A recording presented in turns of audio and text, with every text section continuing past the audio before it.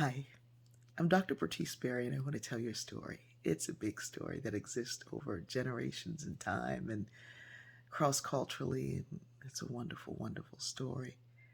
It's the reason why I say I know we're going to get there. History plays the long game, and we have to see that way. Well, I was visiting my friend Nancy. She'd been looking for a specific piece of fabric that she needs for the artwork that she does. It's the kind of fabric that you can stretch over a canvas, but it's not canvas itself. It's a lighter weight. It's like a muslin, but not really. I happen to have had this fabric, and I was dropping my granddaughter off and then going to a memorial service and then going to a meeting.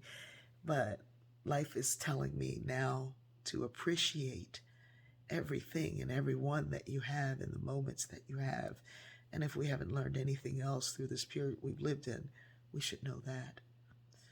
So I grabbed up the fabric and something else I wanted to take, and I stopped to go do that. Well, I walked in and I received the best hug that anybody could get. It was a surprise visit, but I think I felt more surprised than anything.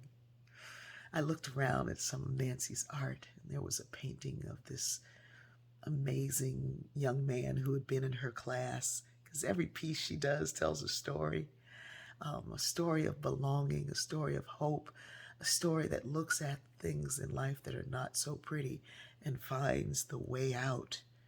Her work, oof. There was a painting of a young man who had been in her class, and she said he would come to class every day, and you could see his mother had washed and ironed his clothes to perfection, but other kids would make fun of it. And so Nancy painted that. I stood there staring at that and wondering, how could this woman just see? But she did. Then I noticed another painting, or piece. It's not a painting, it's painting and seed beads and everything. She had been working on it before she had gone to the apartment where she lives now. Actually, Nancy lives in assisted living. This piece was from a picture from her grandmother, and it was a picture of a gang of workers, white workers, who had to go after the Civil War from plantation to plantation picking cotton. She said the blacks were free, and when they were set free, they got out of there. And there was nobody else to pick this cotton, and these fields were brimming with cotton in some places and some with just little, but these men were there and they were hungry people. One of the things that people don't understand is the economy of slavery. And one of the reasons that Lincoln decided and fought to end slavery was because he understood that poor whites would absolutely have nothing and they would die out. Because with free labor, why would you hire someone? And so there were all these people who were poor and starving and had very little of nothing.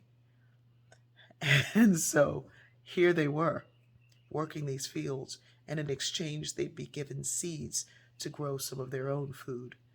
America would not have a middle class at all if slavery hadn't ended. We really need to look at how closely all these things are connected and how we need one another. Your story is my story if I just look a little bit closer. Well, Nancy had done this piece and it blew my mind because there she had printed the picture on the canvas but had done these seed beads, these tiny seed beads all around it to depict this whole thing and this story, this story, this story. She said, I knew if I had displayed this piece, people would have got so angry at me. They don't want to hear all sides of the story. They only want to see one. We stood there and I marveled at her work. And then I gave her the piece that I had painted. It was my first icon. It's not good, but the movement and the feeling that I had when I did it was amazing. I was determined to give Jesus a nose that looked like mine. In that class, we were told that the person that our icon was for would show up. And when I saw a picture of Nancy in her apartment, I felt that my icon needed to be there. Here's this woman who does work that tells a story of belonging and hatred and homophobia and racism, and she covers the gamut in her work. And there's my Jesus looking like he has vitiligo.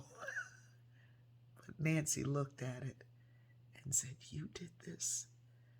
This is amazing." She hugged it and beamed. And I said, "Please fix it up because it's not finished." And she said, "There's no work that needs to be done. This is marvelous. And I can't wait to see you in an icon."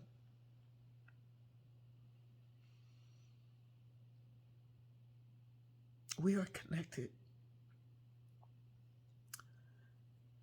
But it's only when we can tell our own stories to ourselves and to our family, our loved ones, those who are already close and don't know.